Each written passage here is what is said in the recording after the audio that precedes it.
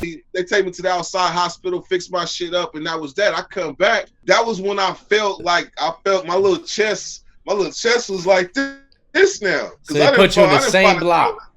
in the same block. Good I didn't shit. find a grown man now. You can't tell me nothing. I used to fight kids and stuff because I was a kid, but now I done had some grown man stuff, and I ain't turning nothing down. So then the very next spot, I end up going to court, coming back, and then I go into another floor. When I get to this floor, my reputation from the other floor is that little guy will fight. That's it. That little guy from the high school fight. And the next thing you know, I ended up getting my first knockout. Dude, we ended up having words over somebody that had passed away but was alive, and he put it on his dead homies. And if you put anything on your dead homies and it's not true, you better be prepared to fight. I don't know if they call it put that on whatever out there, but if you put something on your dead homies, you better be prepared to fight if it's not true. Okay, and And he that said dude what? did that. He It, put it on his dead homies that this dude was alive, but but he everyone says was thinks he was actually dead. dead. Right. And That's that, crazy. and yeah, and if I go against that, I'm disrespecting him. And I disrespected him and said he's still alive. And next thing you know, we end up fighting. And this dude is a grown man too. And the way it ended up was he was on his back, and I entered my first knockout. So because of this, I man, look, I was proud of it, so proud of it. But he swung, I knocked him out. Bam, he went to sleep. But what ended up happening is my sense of pride, like Oh that yeah. went through the roof. That went through the roof. So by the time I hit prison, I was kind of, yes, was I ready? Unfortunately, I was ready because of that, Yeah. because of all them experiences and having to stand up against it, when you by yourself. That's when you really know who you are, when you by yourself. Yeah. Yeah. You got me, hey man, you got me, Rebel. You know I'm about to go into a story, man. But Hey, after you, hey, that's great, man. I'm loving it, man. I'm loving it. Now, let me ask you this. I don't think I've ever asked anyone this, man. Was there ever times? Because you said in your neighborhood, kids usually grew up took two routes mainly. You know what I mean, for the most part. Was there yeah, ever times where a black man would come into the county or somewhere and he ain't a part of no kind of gangbang, never even really got in the mix, didn't grow up near it? yeah, Yeah. yeah. And the What thing happens about to it is, what happens to that guy when he gets in? I mean, in prison or the county jail. county jail. I mean, the politics are somewhat similar, right? I mean, In you the can't, you in the know. county jail, there's a lot of people that are just like that, that fit that mold. Because that mold right there is basically the everyday father that raises his kids that makes a mistake and don't pay his parking tickets or something. They pop up in there all day long. But the process between prison and there, they got a weeding process where they send them to like the branch or something to like separate those type of mind frames from the ones that actually need to go to prison or are going to prison. Okay, so they have So a little process to how they all do you gotta things. do, if you're a civilian, we call it civilian. You're a civilian, all you really gotta do is just hold your own. Don't let nobody victimize you. Don't let nobody take nothing from you. And if you do, people will respect somebody that's gonna fight for what they have or what is right. They respect that in the end. So I've seen the squarest of people come in and be just fine as long as when they come in, they need to know the rules. Yeah, Period. yeah, Wherever you go, ask rules. What are the rules? And then you'll be all right as long as you do that. yeah. It's I've not seen. necessarily a death sentence if you a square. We call it a square. It's not a death sentence like that. Yeah, yeah. I've seen a few. Or I heard a few people say that some people will come up for their group or whatever and kind of lay down a law and tell them exactly what's going on. This is how shit works. Is that true? For the most part. Yeah, that'd be like the house man. That'd be like basically the house man, or it'd be like the older homie. Yeah, And that's when you start to get involved in like the prison politics. That'd be the person that had been to the pen before and know how shit go, or he been in the county for hella long, and he'd be the one that they'll get a control to run the pod, and all he'd do is be like the food distributor. He might have control of the remote control, and if it's a problem, they come to him. But when you get to prison, then that breaks down into your cars. Like in Sacramento, where I'm from, we don't have like shot callers. But we got older homies that basically facilitate and control and make sure that whatever problems we have are handled. That's one thing that's different about Sacramento and a lot of other cars. Like some cars got real life shot callers. Like Yeah. we don't do that. Yeah. All right. County jail. What was the county called again? Sacramento County. Sacramento County. All right. So you got pretty much trained for the pen in Sacramento County Jail. You're kind of prepared for what's to come for the most part. Is there anything leaving jail, going into prison that you could say you weren't prepared for? You know, that prison just was on some other shit, you know? I could say this.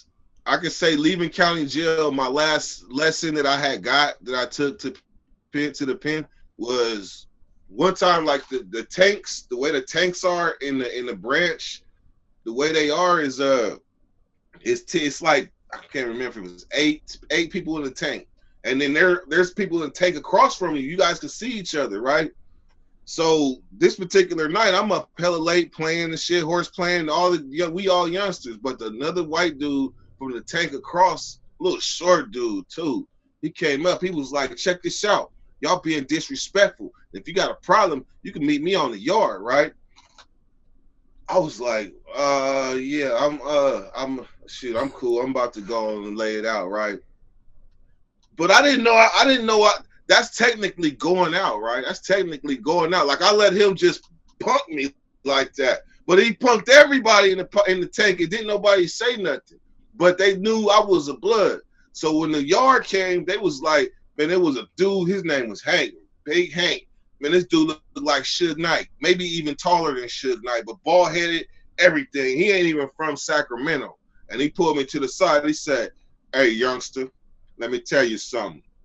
Don't never let nobody from no other race, nobody period, talk to you like that."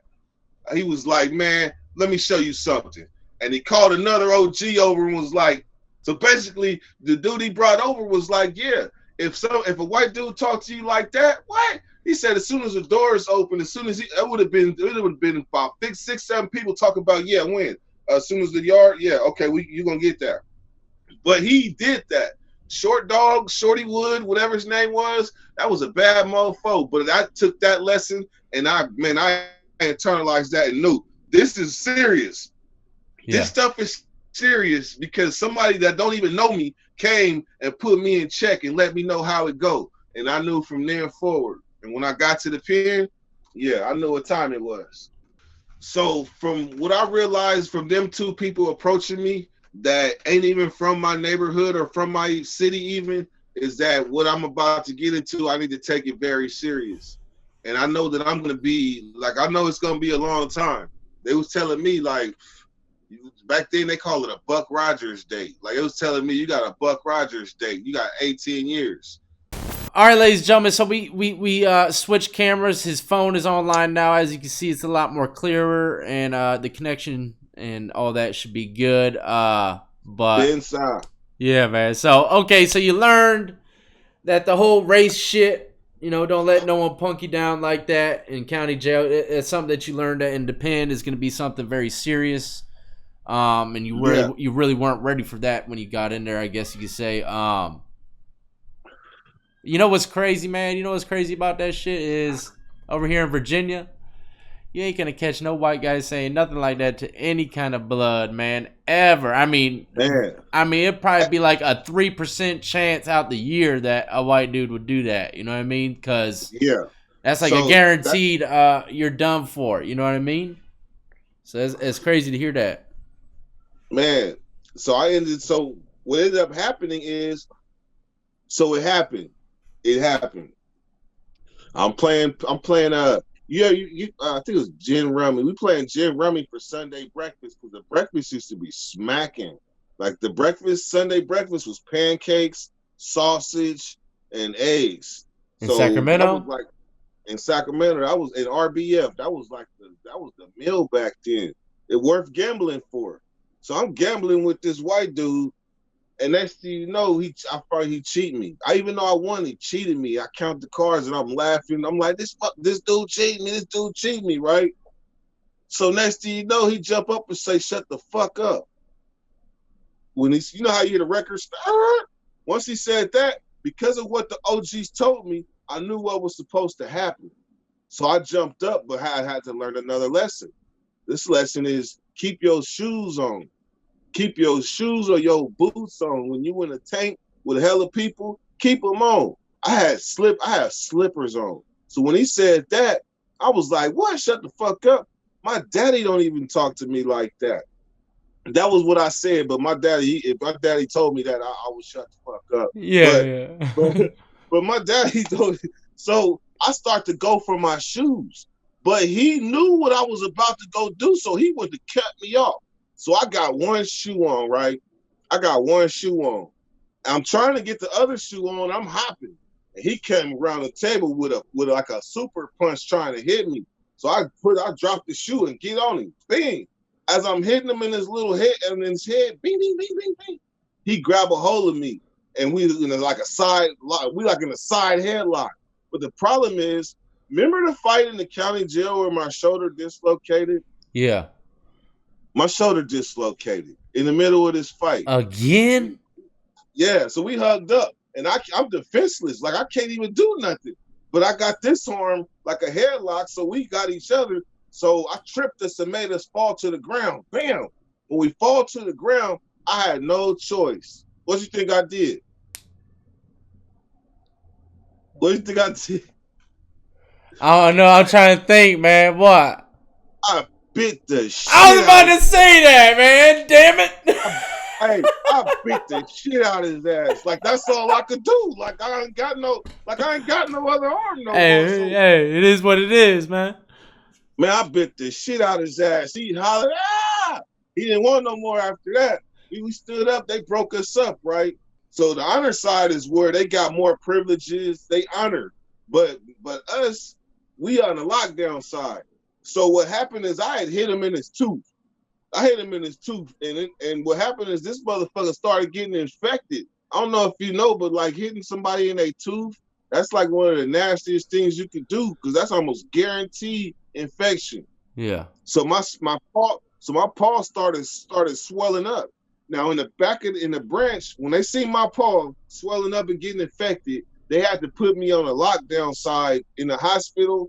They had a row in the back with like dog-looking cages where if you're in lockdown, you got to stay in those. And they was giving me shots like damn near something equivalent to rabies shots for the time I was there. But like the second day that I was in that motherfucking thing, who you think came through the door needing some rabies shots? Oh, shit. That's crazy, man. The shots ain't necessarily called rabies shots because you Yeah, got well, some technical. y'all probably getting some antibiotic shots or some shit. You know, who knows? Man, but tetanus shots. It probably might be a tetanus shot or something. He was swole up from where I beat the shit out of his ass, and that shit wasn't looking healthy. But yeah, he came in that thing, and I've seen him, and I laughed. We had our moment. They actually sat us next to each other at one time, and we was actually all right after that. Ain't that funny, man? It's always different after you fight someone, ain't it? When you come in contact with them again, it's always a little funny, man. It definitely is. I remember I didn't fight somebody and had to make up with them right after, like within seconds. Yeah. Like, as soon as we fight and the police come in, we gotta act like we fighting this again. Yeah, that shit's wild, ain't it? That shit's crazy, man. Hold on. Before you move on, let me ask you this. You said you're playing cards with this dude. You're allowed to play cards with a white guy in there? In the branch, yes. In the pen, it's far few and in between, but it happened. Basically, after I left the branch and everything, I was 18 years old, and I was on my way to Tracy. All right, well, that was one hell of a story, ladies and gentlemen, coming out of Sacramento County Jail. And a little bit of information for anybody that might need to know some survival tactics going in. But look, you got plenty more stories. We haven't even started to enter into the penitentiary yet. You say you're going to Tracy. Tracy's the first prison you see? Yep. And I hear that's like a damn That's reception. gladiator school for sure, right? Yeah, that's reception. It can be gladiator at times, but it's back then it damn near was. Yeah, yeah, that's why I hear back then it was a lot of action jumping off in there. But Yeah, that's actually what they called it. They called it gladiator school. well, we're gonna get into that on the part 3, ladies and gentlemen. So stay tuned for that. But look, before we leave, let the people know, man, because you tell all these kind of stories on your channel. You have a YouTube channel. Let them know where they can find you until part 3 comes around. Man, check me out on Dirty Weather 916 on YouTube. Man, you can go to my Instagram, Dirty Weather, for funny content because I'll be doing skits too. And check out Nate Dogg 916. Check out OG Silverback, and check out Drina's Haven 916 for positive content. Yeah, for sure. And I salutes all. pre- and I appreciate you for having me on your show. Hey, And I'm gonna keep them coming for you. hey, I appreciate the stories, man. And shout out Nate Dogg too as well. I can't wait to have him back on, man. Y'all in the same area pretty much for the most part, right? That's my homie from my neighborhood. Well, I'm saying, like, are y'all literally like still in the same hood? Y'all be walking down, and have a little cookout every now and then, or what? Man, we a phone call and a pull up away.